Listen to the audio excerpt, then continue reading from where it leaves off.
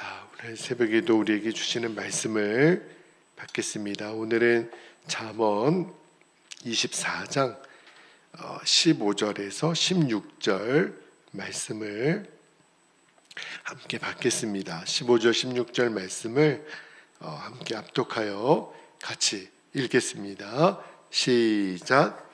악한 자여, 의인의 짐을 엿보지 말며 그가 쉬는 처소를 헐지 말지니라.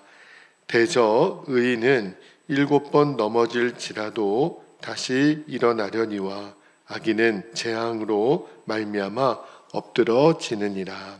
아멘. 하나님 말씀입니다.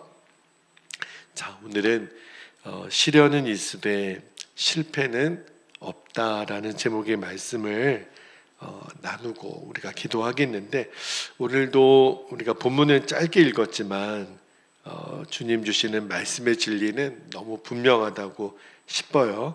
자, 첫 번째 주시는 말씀의 진리는 이런 진리입니다. 의인을 해치려는 악인의 계교는 절대로 성공하지 못한다는 말씀을 좀 나눌게요. 자, 15절 말씀을 다시 한번 볼게요. 15절에 보니까 악한 자여, 경고하는 거죠. 의인의 집을 엿보지 말며 그가 쉬는 처소를 헐지 말지니라.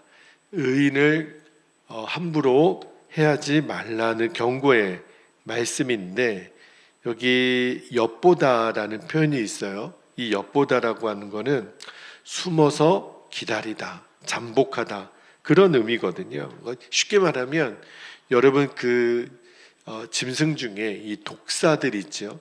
아주 독을 가득 뿜은 그 뱀이 몰래 먹잇감을 숨어서 기다리는 모습, 그거를 좀 연상하면 그대로 그게 악인의 모습이라는 생각이 들어요. 아주 음흉한 음모를 꾸미는 그런 모습이죠. 그런데 오늘 성경은 우리에게 말씀하시기를 악인들이 어떠한 음흉한 계교를 꾸미고 준비한다 하더라도 결코 그들의 시도는 성공하지 못하고 또 성공할 수가 없어요. 왜 그러냐면 이어지는 16절 말씀에 보면 의인은 설령 그 악인의 공격 때문에 넘어질지라도 다시 일어난다는 표현이 나와요. 16절 말씀도 볼게요. 16절에 보니까 대저 의인은 7번 넘어질지라도 다시 일어나려니와 악인은 재앙으로 말미암아 엎드러지느니라. 의인이 아예 넘어지지 않으면 더 좋겠지만, 그러나 말씀이 주시는 우리의 희망이 뭐냐면 넘어질 수도 있다는 거예요. 그러나 반드시 다시 우리를 일으켜 주시는 분이 계세요. 그분이 하나님이세요. 그러므로 악인의 시도는요, 의인을 넘어뜨리려는 악인의 시도는 결코 성공할 수 없다는 거예요. 오히려 너무너무 감사한 것은 악인은요, 그 자기들이 세우고 있는 그 악으로 인해서 스스로 파멸된다라고 성경은 말해요. 그러니까 자기 꾀에 자기가 넘어간다는 표현이 있잖아요. 성경에 비슷한 표현이 나오는데, 자, 시편 7편 15절 16절을 한번 볼게요. 자, 시편 7편 15절 16절에 보면 보세요. 그가, 여기 악인입니다. 웅덩이를 파 만들며 제가 만든 함정에 빠졌도다. 16절에 그의 재앙은 자기 머리로 돌아가고 그의 포악은 자기 정수리에 내리리로다. 이게 악인의 결과예요. 자기가 파놓은 함정에 스스로 빠지고 자기가 계획했던 그 재앙이 머리로 돌아갈 거다. 이게 하나님의 악인을 향한 계획이고 그들의 결말이죠. 그 다음에 또 재밌는 표현이 또 하나 나오는데, 시편 34편 21절에 보면 악한 자들을 하나님이 징계하실 때요, 또 다른 악으로 악을 징계하신다는 표현이 나와요. 자, 시편 34편 21절에 보면 굉장히 재미있으면서도 의미심장한 말씀이 나오는데, 보세요. 악이 악인을 죽일 것이라. 너무 재미있는 표현이에요. 의인을 미워하는 자는 벌을 받으리로다.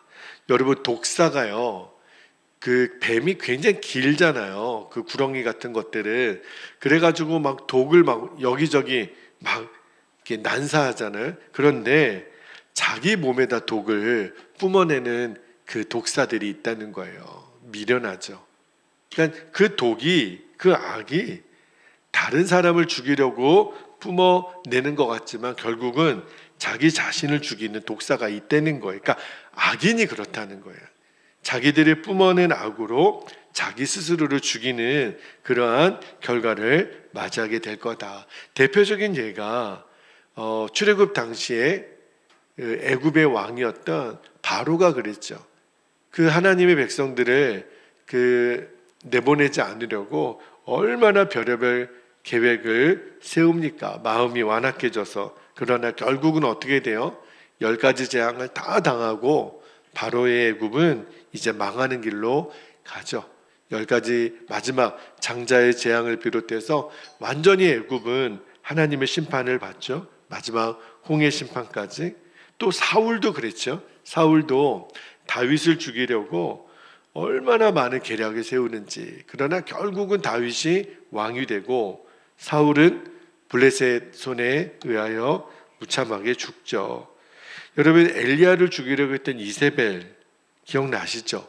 결국은요 어떻게 되냐면 나중에 엘리야는 불병거를 타고 하늘로 승천을 하죠. 그리고 이세벨은 또 잔인하게 예후의 손에 의해서 죽어요. 모르드게 기억나시죠? 그 유다 민족을 살육하고자 했던 이 모르드게를 포함해서 하만이라는 사람이 그 유다 백성들을 죽이려고 장대를 세웠는데 모르드게를 죽이려고 했던 건 장대에 결국 하만이 거기에 매달려요.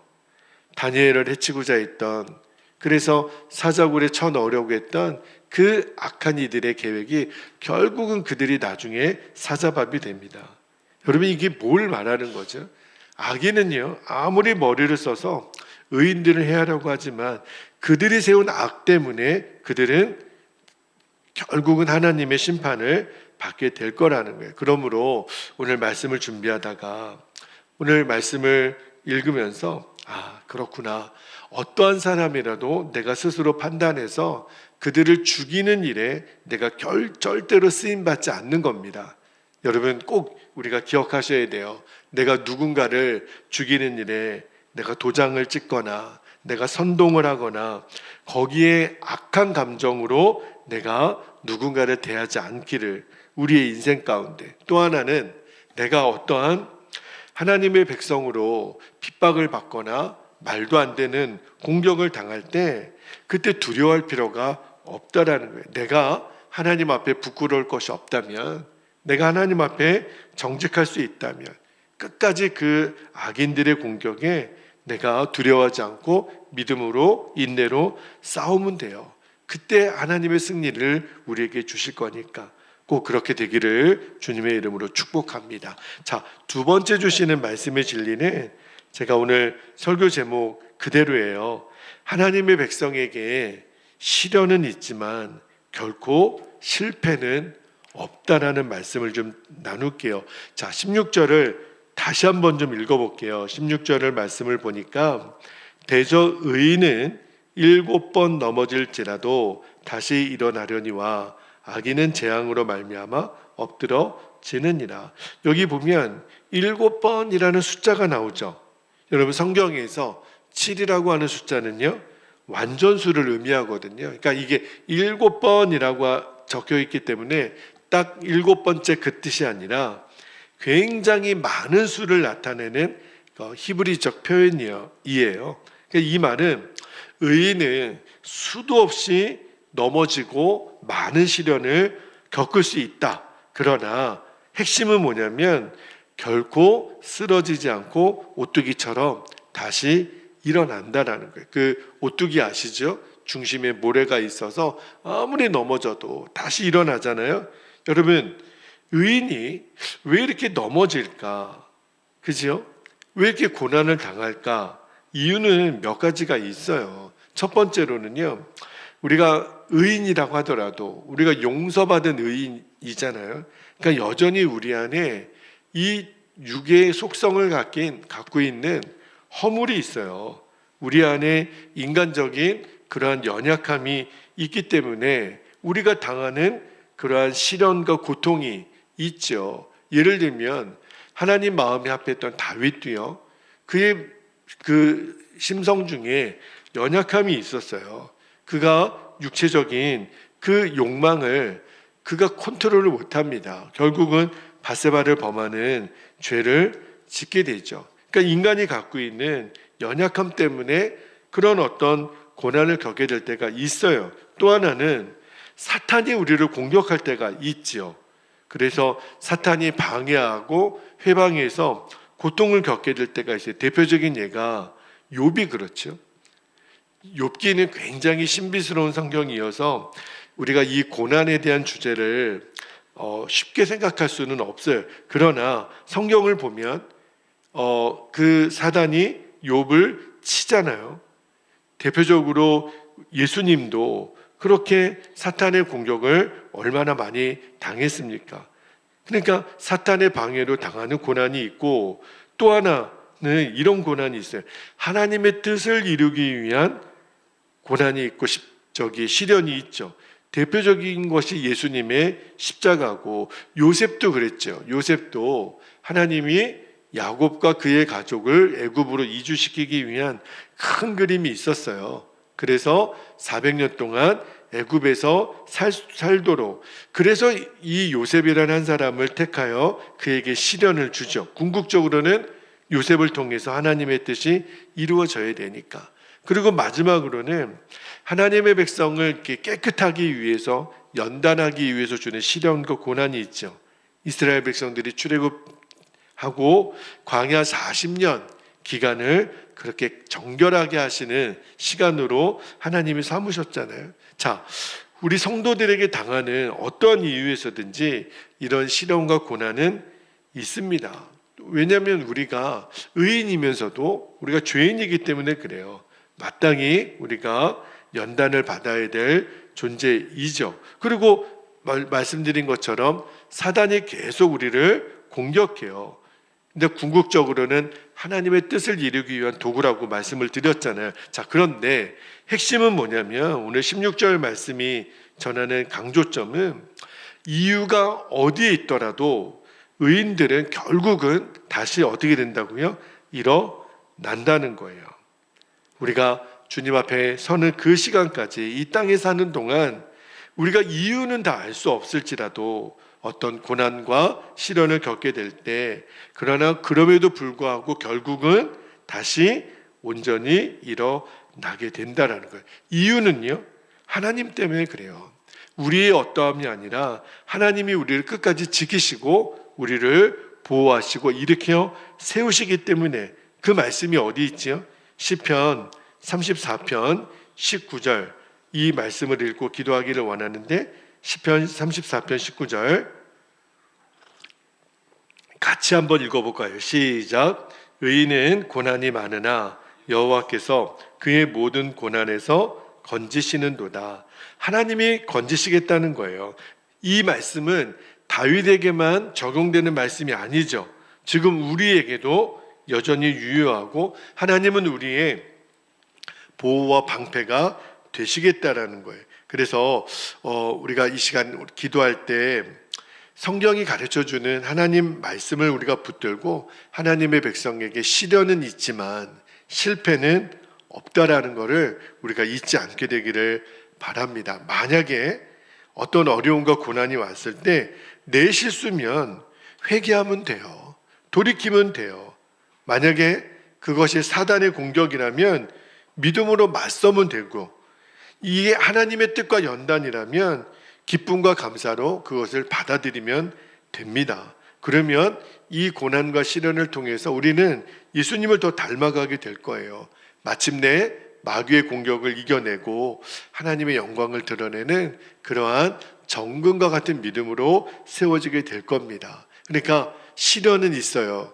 그러나 우리 인생에 실패는 없습니다. 왜냐하면 하나님이 붙들고 계시니까. 이 말씀을 기억하고 이 시간 허락하신 우리 두 가지 기도 제목을 붙잡고 이 시간 같이 기도하기를 원합니다. 오늘도 두 가지 기도 제목을 우리가 붙잡고 기도할 때 첫 번째는 하나님의 백성을 무너뜨리려는 이 악한 자들의 계교를 그들의 계교는 다 실패로 끝을 맺음 절대로 성공하지 못한다라는 것을 확신하게 하옵소서. 두 번째는요, 하나님의 백성에게 시련은 있지만 결코 실패는 없음을 우리가 확신하고 끝까지 하나님의 뜻을 이루는 도구가 되게 하여 주옵소서. 그렇게 우리가 이 시간 기도할 수 있기를 원합니다.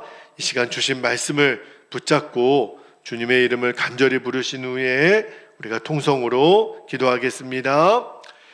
주여